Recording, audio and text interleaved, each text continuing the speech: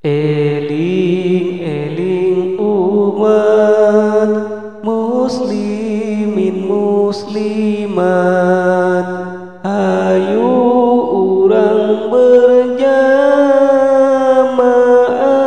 salat maghrib.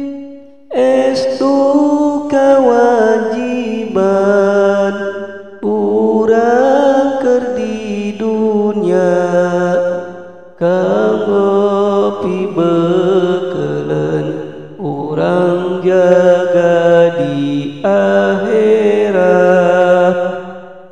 Eling-eling umat muslimin muslimat, hayu urang berjamaah salat maghrib.